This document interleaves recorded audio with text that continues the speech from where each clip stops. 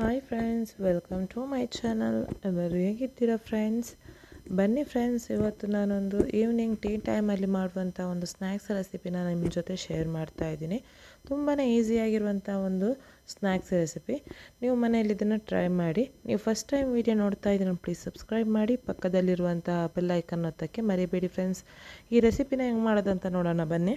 ಇವಾಗ ಫಸ್ಟಿಗೆ ನಾನೊಂದು ಬೌಲ್ ತೊಗೊಂಡಿದ್ದೀನಿ. ಈ ಬೌಲಿಗೆ ನಾನು ಇವಾಗ ಒಂದು 2 ಕಪ್ಪಷ್ಟು ನಾನು ಮೈದಾನ ತಗೋತಾ ಇದ್ದೀನಿ. ಇವಾಗ ನಾನು ಇದಕ್ಕೆ ಒಂದು ಅರ್ಧ ಸ್ಪೂನಷ್ಟು ನಾನು ಉಪ್ಪನ್ನ ನಾನಿವಾಗ ಹಾಕ್ತಾಯಿದ್ದೀನಿ. ಆಮೇಲೆ ಇದಕ್ಕೆ 1 ಸ್ಪೂನಷ್ಟು ಈಸ್ಟನ್ನು ನಾನಿವಾಗ ಹಾಕ್ತಾಯಿದ್ದೀನಿ. ಆಮೇಲೆ ಒಂದು ಫುಲ್ಲು ಎಗ್ಗನ್ನು ಹಾಕ್ತಾಯಿದ್ದೀನಿ. ಇದಕ್ಕೆ ಯೆಲ್ಲೋ ಮತ್ತು ವೈಟ್ ಎರಡೂ ಹಾಕೋಬೇಕು. ಆಮೇಲೆ ಇದಕ್ಕೆ ನಾನು ಒಂದು 5 ಸ್ಪೂನಷ್ಟು ನಾನು ಸಕ್ಕರೆನ ಹಾಕ್ತಾಯಿದ್ದೀನಿ. ನೀವು ಒಂದು ಸ್ವಲ್ಪ ಕಮ್ಮಿನೂ ಮಾಡ್ಕೋಬೋದು ಸಕ್ಕರೆನ. ಆಮೇಲೆ ಇದಕ್ಕೆ 1 ಸ್ಪೂನಷ್ಟು ನಾನು ತುಪ್ಪನ ಹಾಕ್ತಾಯಿದ್ದೀನಿ. 2 ಸ್ಪೂನಷ್ಟು ಆಯಿಲ್ನ ಹಾಕ್ಕೋಬೇಕು. ಹಾಕ್ಕೊಂಡು ಇದನ್ನು ಚೆನ್ನಾಗಿ ಒಂದ್ಸಲ ಇದನ್ನು ಚೆನ್ನಾಗಿ ಕಲಿಸ್ಕೋಬೇಕು. ಇದು ಚೆನ್ನಾಗಿ ಮಿಕ್ಸ್ ಮಾಡಿದ ನಂತರ ನೋಡಿ, ಈ ಥರ ಚೆನ್ನಾಗಿ ಮಿಕ್ಸ್ ಮಾಡ್ಕೋಬೇಕು. ಇವಾಗ ಸ್ವಲ್ಪನೇ ನೀರು ಹಾಕ್ಕೊಂಡು ಇದನ್ನು ಚೆನ್ನಾಗಿ ಗಟ್ಟಿಯಾಗಿರುವಂಥ, ಜಾಸ್ತಿ ಗಟ್ಟಿಯಲ್ಲ, ನೀವು ಚಪಾತಿಗೆಲ್ಲ ನೀವು ಮಾಡ್ತೀರಲ್ವ ಅಷ್ಟು ಗಟ್ಟಿಯಾಗಿರುವಂಥ ಒಂದು ಹಿಟ್ಟನ್ನು ರೆಡಿ ಮಾಡ್ಕೋಬೇಕು. ನೋಡಿ, ನಾನಿವಾಗ ರೆಡಿ ಮಾಡ್ಕೊಂಡಿದ್ದೀನಿ. ಇವಾಗ ಈ ಥರ ಕೈಯಲ್ಲಿ ಚೆನ್ನಾಗಿ ಇದನ್ನು ಸಾಫ್ಟಾಗಿ ಮಾಡಿಕೊಂಡು ಇದನ್ನು ಒಂದು ಬಾಲ್ ಥರ ಮಾಡಿಕೊಂಡು ನಾನಿವಾಗ ಇದನ್ನು ರೆಸ್ಟಿಗೆ ಇಡ್ತಾ ಇದ್ದೀನಿ. ಇದ್ರ ಮೇಲ್ಗಡೆ ಹಾರ್ಡ್ ಆಗಬಾರ್ದು ಅಂತ ಒಂದು ಸ್ವಲ್ಪ ನಾನಿವಾಗ ಬ್ರಷ್ ಮಾಡ್ತಾಯಿದ್ದೀನಿ. ಆಯಿಲಲ್ಲಿ ಸ್ವಲ್ಪ ಬ್ರಷ್ ಮಾಡ್ಕೋಬೇಕು. ಇದನ್ನು ನಾನೊಂದು 30 ನಿಮಿಷ ಇದನ್ನು ನಾನಿವಾಗ ರೆಸ್ಟಿಗೆ ಇಡ್ತಾ ಇದ್ದೀನಿ. ಇವಾಗ ನಾನು ಅದ್ರ ಮಧ್ಯೆ ಅದು ರೆಸ್ಟ್ ಆಗೋ 30 ನಿಮಿಷ ರೆಸ್ಟಿಗೆ ಇಟ್ಟಿದ್ದೀನಲ್ಲ, ಅದ್ರ ಮಧ್ಯೆ ಏನು ಮಾಡ್ತಾಯಿದ್ದೀನಿ ಅಂದರೆ ಅದಕ್ಕೆ ಸ್ಟಫಿಂಗ್ ಮಾಡ್ಕೋಬೇಕು. ಅದಕ್ಕೋಸ್ಕರ ನಾನು ಇವಾಗ ಒಂದು ಬಾಣಲಿನ ಇಟ್ಕೊಂಡಿದ್ದೀನಿ. ಈ ಬಾಣಲಿಗೆ ಒಂದು 3ರಿಂದ 4 ಸ್ಪೂನಷ್ಟು ನಾರ್ಮಲ್ ನಾವು ಕುಕ್ಕಿಂಗ್ ಆಯಿಲ್ನ ನಾನು ಹಾಕ್ಕೊಂಡಿದ್ದೀನಿ. ನೀವು ಬೇಕಂದರೆ ತುಪ್ಪದಲ್ಲೂ ಮಾಡ್ಕೋಬೋದು, ಇದನ್ನು ಗೀಯಲ್ಲೂ ಮಾಡ್ಕೋಬೋದು. ಇದು ಬಿಸಿಯಾದ ನಂತರ ಆಯಿಲ್ ಬಿಸಿಯಾದ ನಂತರ ಇದಕ್ಕೆ ನಾನೊಂದು ಮೀಡಿಯಮ್ ಸೈಜಿದ್ದು 3 ಆನಿಯನ್ನ ಸಣ್ಣದಾಗಿ ಸ್ಲೈಸ್ ಮಾಡ್ಕೊಂಡಿದ್ದೀನಿ, ಉದ್ದುದ್ದಕ್ಕೆ ಕಟ್ ಮಾಡಿಕೊಂಡು ಹಾಕ್ಕೊಂಡಿದ್ದೀನಿ. ಆಮೇಲೆ ಇದಕ್ಕೆ 1 ಸ್ಪೂನಷ್ಟು ಶುಂಠಿ ಮತ್ತು ಬೆಳ್ಳುಳ್ಳಿ ಪೇಸ್ಟನ್ನ ಹಾಕ್ಕೊಂಡಿದ್ದೀನಿ. ಹಾಕ್ಕೊಂಡು ಒಂದು ಹಸಿ ಸ್ಮೆಲ್ ಹೋಗಿ ಒಂದು ಒಳ್ಳೆ ಆರೋಮ ಬರುವವರೆಗೂ ಶುಂಠಿನ ಫ್ರೈ ಮಾಡ್ಕೋಬೇಕು. ಚೆನ್ನಾಗಿ ಫ್ರೈ ಆದ ನಂತರ ಇದಕ್ಕೆ ನಾನಿವಾಗ ಮಸಾಲ ಪೌಡ್ರನ್ನ ಆ್ಯಡ್ ಮಾಡ್ತಾಯಿದ್ದೀನಿ. 1 ಸ್ಪೂನಷ್ಟು ರೆಡ್ ಚಿಲ್ಲಿ ಪೌಡ್ರು, ಆಮೇಲೆ ಅರ್ಧ ಸ್ಪೂನಷ್ಟು ಅರಿಶಿನ, 1 ಸ್ಪೂನು ಧನಿಯಾ ಪೌಡ್ರು, ಆಮೇಲೆ 1 ಸ್ಪೂನಷ್ಟು ನಾನಿವಾಗ ಜೀರಾ ಪೌಡ್ರು. ಬೇಕಂದರೆ ಇದಕ್ಕೆ ನೀವು ಚಿಕನ್ ಮಸಾಲನೂ ಹಾಕ್ಕೋಬೋದು. ಆಮೇಲೆ ಇದಕ್ಕೆ ನಾನೊಂದು 3 ಗ್ರೀನ್ ಚಿಲ್ಲಿನ ಕಟ್ ಮಾಡಿಕೊಂಡು ಹಾಕ್ಕೊಂಡಿದ್ದೀನಿ. ಹಾಕ್ಕೊಂಡು ಇದನ್ನು ಸಣ್ಣದಾಗಿ ಕಟ್ ಮಾಡ್ಕೋಬೇಕು. ಹಾಕ್ಕೊಂಡು ಚೆನ್ನಾಗಿ ಇದನ್ನು ಮಸಾಲೆ ಜೊತೆ ಫ್ರೈ ಮಾಡ್ಕೋಬೇಕು. ಆಮೇಲೆ ಇದು ಒಂದು ಸ್ವಲ್ಪ ಡ್ರೈ ಅನಿಸುತ್ತೆ. ಆವಾಗ ಏನು ಮಾಡಬೇಕಂದ್ರೆ ಒಂದು 2 ಸ್ಪೂನಷ್ಟು ನೀರು ಹಾಕ್ಕೊಂಡು ಚೆನ್ನಾಗಿ ಇದನ್ನು ಮಿಕ್ಸ್ ಮಾಡ್ಕೊಳ್ಳಿ. ಮಿಕ್ಸ್ ಮಾಡಿ ಅದು ಮಸಾಲೆಲ್ಲ ಬೆಂದ ನಂತರ ಇದಕ್ಕೆ ಅರ್ಧ ಕಪ್ಪಷ್ಟು ಕ್ಯಾಬೇಜು, ಆಮೇಲೆ ಅರ್ಧ ಕಪ್ಪಷ್ಟು ಕ್ಯಾಪ್ಸಿಕಮ್ ಸಣ್ಣದಾಗಿ ಕಟ್ ಮಾಡ್ಕೊಂಡು ಹಾಕ್ಕೋಬೇಕು. ಆಮೇಲೆ ಇದಕ್ಕೆ ನಾನು ರುಚಿಗೆ ತಕ್ಕಷ್ಟು ಉಪ್ಪನ್ನು ಹಾಕ್ತಾಯಿದ್ದೀನಿ. ಹಾಕ್ಕೊಂಡು ಇದನ್ನು ಚೆನ್ನಾಗಿ ಕ್ಯಾಪ್ಸಿಕಮ್ ಮತ್ತು ಕ್ಯಾಬೇಜು ಬೇಯುವವರೆಗೂ ಇದನ್ನು ಬೇಯಿಸ್ಕೊಳ್ಳಿ. ಒಂದು ಸ್ವಲ್ಪ ಅಂದರೆ ಒಂದು 2 ನಿಮಿಷ ಆಗುತ್ತೆ ಇದು. ಇವಾಗ ಇದಕ್ಕೆ ನಾನಿವಾಗ ಸಾಸ್ನೆಲ್ಲ ಮಿಕ್ಸ್ ಹಾಕ್ಕೋಬೇಕು. ಅದಕ್ಕೋಸ್ಕರ ನಾನಿವಾಗ ಸೆಜ್ವಾನ್ ಸಾಸ್ ಬರುತ್ತಲ್ವ, ಅದನ್ನು ಹಾಕ್ಕೊಂಡಿದ್ದೀನಿ 2 ಸ್ಪೂನಷ್ಟು. ಆಮೇಲೆ ಇದಕ್ಕೆ ಚಿಲ್ಲಿ ಸಾಸ್ನ 2 ಸ್ಪೂನಷ್ಟು ಹಾಕ್ಕೋಬೇಕು. ಮತ್ತು ಯಾವ ಸಾಸನ್ನು ಹಾಕ್ಕೋಬೇಡಿ, ಬರೀ ಇದೆರಡು ಸಾಸ್ ಹಾಕ್ಕೊಂಡ್ರೆ ಟೇಸ್ಟ್ ತುಂಬಾ ಚೆನ್ನಾಗಿರುತ್ತೆ. ಆಮೇಲೆ ಸ್ಪೈಸಿಯಾಗಿ ಚಟ್ಪಟಾಗಿರುವಂಥ ಒಂದು ಸ್ಟಫಿಂಗ್ ರೆಡಿ ಆಗುತ್ತೆ.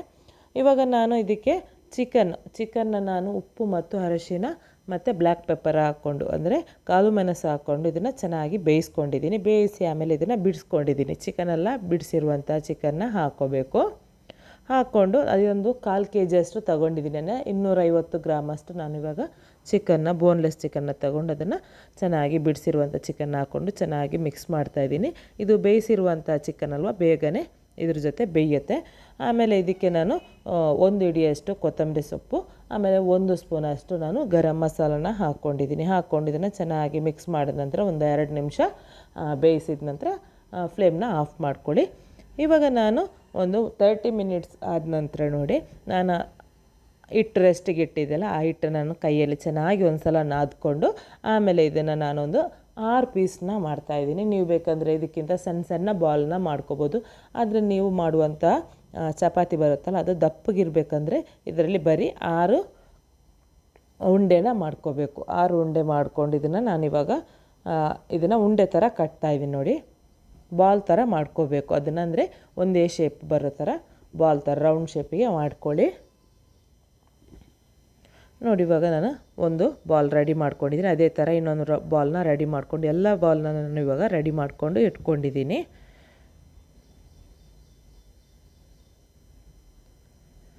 ಇವಾಗ ಇದನ್ನು ನಾನಿವಾಗ ನಾವು ಚಪಾತಿ ಥರ ಲಟ್ಟಿಸ್ಕೋಬೇಕು. ಅದಕ್ಕೆ ನಾನಿವಾಗ ಒಂದು ಸಲ ಕೈಯಲ್ಲಿ ಚೆನ್ನಾಗಿ ಇದನ್ನು ನಾದ್ಕೊಂಡು ಕೈಯಲ್ಲಿ, ಆಮೇಲೆ ಇದನ್ನು ನಾನಿವಾಗ ಕಿಚನ್ ಸ್ಲ್ಯಾಬ್ ಮೇಲೆ ನಾನಿವಾಗ ಇದನ್ನು ಲಟ್ಟಿಸ್ತಾ ಇದ್ದೀನಿ. ಸ್ವಲ್ಪ ಮೈದಾ ಹಾಕ್ಕೊಂಡು ಇದನ್ನು ನಾನು ದಪ್ಪಗಿರುವಂಥ ಚಪಾತಿನ ಮಾಡ್ತಾಯಿದ್ದೀನಿ. ದಪ್ಪಗೆ ಬರಬೇಕು ಚಪಾತಿ, ತೆಳ್ಳಗೆ ಮಾಡೋಕ್ಕೆ ಹೋಗಬೇಡಿ. ದಪ್ಪಗೆ ಮಾಡಿದರೆ ತುಂಬಾ ಚೆನ್ನಾಗಿ ಬಂದ್ ಥರ ಬರುತ್ತೆ. ಈ ಥರ ನಾನು ಒಂದು 2-3 ಚಪಾತಿನ ಮಾಡ್ಕೊಂಡಿದ್ದೀನಿ. ಆಮೇಲೆ ಈ ಥರ ನೀವು ನೈಫಲ್ಲಿ ಒಂದು ಬರೀ ಗೆರೆನ ಎಳ್ಕೊಬೇಕು, ಕಟ್ ಮಾಡೋಕ್ಕೆ ಹೋಗಬೇಡಿ. ಬರೀ ಗೆರೆ ಅಂದರೆ ಅದ್ರ ಮಧ್ಯೆ ನಾವು ಸ್ಟಫಿಂಗ್ ಇಡಬೇಕಲ್ವ, ಅದಕ್ಕೋಸ್ಕರ ನಮಗೆ ಕರೆಕ್ಟಾಗಿರುವಂಥ ಒಂದು ಮಾರ್ಕ್ನ ಮಾಡಿಕೊಂಡ್ರೆ ಆಯಿತು. ಇವಾಗ ನಾನು ಆ ಮಾರ್ಕ್ ಮಧ್ಯೆ ಏನು ಮಾಡ್ತಾಯಿದ್ದೀನಿ ಅಂದರೆ ನಾವು ಮಾಡಿರುವಂಥ ಸ್ಟಫಿಂಗ್ ಇದೆಯಲ್ವ ಅದನ್ನು ನಾನಿವಾಗ ಹಾಕ್ತಾಯಿದ್ದೀನಿ.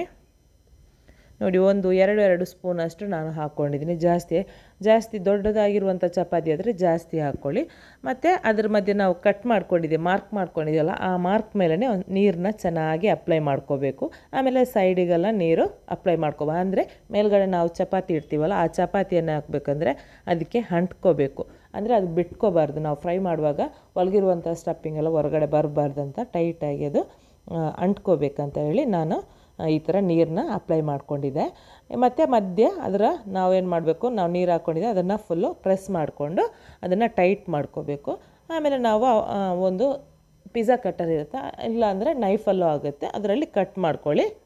ನೋಡಿ ಈ ಥರ ನಾನು ಇವಾಗ ಕಟ್ ಮಾಡ್ಕೊಂಡು ಇಟ್ಕೊಂಡಿದ್ದೀನಿ. ಅದನ್ನು ಏನು ಮಾಡಬೇಕು, ಕಟ್ ಮಾಡಿದಂತೆ ಈ ಥರ ಸೈಡೆಲ್ಲ ಏನು ಮಾಡಬೇಕು, ಟೈಟಾಗಿ ಪ್ರೆಸ್ ಮಾಡ್ಕೋಬೇಕು. ಪ್ರೆಸ್ ಮಾಡ್ಕೊಂಡು ಇದನ್ನು ನಾನು ಇವಾಗೆಲ್ಲನ ಮಾಡಿಕೊಂಡು ಪಕ್ಕದಲ್ಲಿ ಇಟ್ಕೊಂಡಿದ್ದೀನಿ.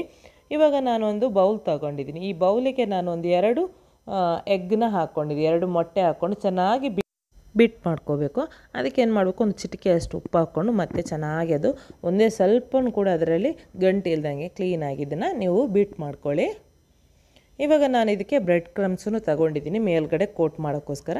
ಇವಾಗ ನಾನು ಮಾಡಿರುವಂಥ ಪಫ್ ಇದೆಯಲ್ಲ ಅದನ್ನು ತಗೊಂಡು ನಾನಿವಾಗ ಮೊಟ್ಟೆ ನಾವು ಬೀಟ್ ಮಾಡ್ಕೊಂಡಿದ್ದೆ ನೋಡಿ ಅದಕ್ಕೆ ಹಾಕ್ಕೊಂಡು ಆಮೇಲೆ ಇದನ್ನು ನಾನಿವಾಗ ಮೇಲೆ ಬ್ರೆಡ್ ಕ್ರಮ್ಸನ್ನು ನಾನಿವಾಗ ಕೋಟ್ ಮಾಡ್ತಾಯಿದ್ದೀನಿ. ಈ ಥರ ಮಾಡ್ಕೋಬೇಕು. ನಾನಿವಾಗ ಇದು ಸೇಮ್ ಇದೇ ಥರ ಉಳಿದಿರುವಂತಹ ಎಲ್ಲನ ನಾನಿವಾಗ ಮಾಡಿಕೊಂಡು ಇಟ್ಕೋತಾ ಇದ್ದೀನಿ. ಇನ್ನೊಂದು ತೋರಿಸ್ತಾ ಇದ್ದೀನಿ ನೋಡಿ, ಅದೇ ಥರ ಸೇಮು ಎಗ್ಗಿಗೆ ನಾವೇನು ಮಾಡ್ತಾಯಿದ್ದೀನಿ ಹಾಕ್ಕೊಂಡು ಚೆನ್ನಾಗಿ ಒಂದು ಸಲ 2 ಸೈಡು ಕೋಟ್ ಆಗುವವು ಇದನ್ನು ಕೋಟ್ ಮಾಡ್ಕೊಳ್ತಾ ಇದ್ದೀನಿ. ಆಮೇಲೆ ಬ್ರೆಡ್ ಕ್ರಮ್ಸಲ್ಲಿ ಕೂಡ ಒಂದು ಸಲ ಕೋಟ್ ಮಾಡ್ಕೋಬೇಕು. ಆಮೇಲೆ ಇದನ್ನು ನೀವು ಡೀಪ್ ಫ್ರೈ ಮಾಡ್ಕೋಬೇಕು. ಒಂದು ಸಲ ನೀವು ಫ್ಲೇಮ್ನ ಹೈ ಮಾಡಿಕೊಂಡು ಆಯಿಲ್ನ ಬಿಸಿ ಮಾಡ್ಕೊಂಡ ನಂತರ ಇದನ್ನು ಫ್ಲೇಮ್ ಏನು ಮಾಡಬೇಕು, ಲೋ ಅಥವಾ ಮೀಡಿಯಮಲ್ಲಿ ಇಟ್ಟು ಇದನ್ನು ನೀವು ಫ್ರೈ ಮಾಡ್ಕೋಬೇಕು. ಅಂದರೆ ಇಲ್ಲಾಂದರೆ ಒಳಗಡೆ ಹಿಟ್ಟೆಲ್ಲ ಹಸಿ ಥರನೇ ಇರುತ್ತೆ, ಒಳಗಡೆ ಹಿಟ್ಟೆಲ್ಲ ಬೆಂದು ಬನ್ ಥರ ಬರಲ್ಲ, ಒಂಥರ ಉಬ್ಬಿ ಬರುತ್ತೆ. ಆ ಥರ ಉಬ್ಬಿ ಬರಲ್ಲ. ಉಬ್ಬಿ ಬರಬೇಕಂದ್ರೆ ನೀವೇನು ಮಾಡಬೇಕು, ಮೀಡಿಯಮ್ ಫ್ಲೇಮಲ್ಲಿ ಇಟ್ಟು ಇದನ್ನು ಫ್ರೈ ಮಾಡ್ಕೋಬೇಕು. ಗೋಲ್ಡನ್ ಬ್ರೌನ್ ಬರುವವರೆಗೂ ಇದನ್ನು ಫ್ರೈ ಮಾಡ್ಕೊಳ್ಳಿ. ಇವಾಗ ಚೆನ್ನಾಗಿ ಫ್ರೈ ಆಯಿತು, ಮೇಲ್ಗಡೆ ಗೋಲ್ಡನ್ ಬ್ರೌನ್ ಕಲರ್ ಬಂತು, ಆಮೇಲೆ ಕ್ರಿಸ್ಪಿಯಾಗಿ ಬಂದಿದೆ. ಇವಾಗ ನಾನು ಇದನ್ನು ತೆಗಿತಾ ಇದ್ದೀನಿ. ಇದೇ ಥರ ಉಳಿದಿರುವಂಥದ್ದನ್ನೆಲ್ಲನ ನಾನಿವಾಗ ಫ್ರೈ ಮಾಡಿಕೊಂಡು ನಾನು ಇಟ್ಕೋತೀನಿ. ಇವಾಗ ನಾನು ಸರ್ವ್ ಮಾಡೋಕ್ಕೆ ರೆಡಿ ಆಯಿತು. ತುಂಬಾ ಟೇಸ್ಟಿ ಆದಂಥ ಒಂದು ಸಿಂಪಲ್ ಆಗಿರುವಂಥ ಒಂದು ರೆಸಿಪಿ.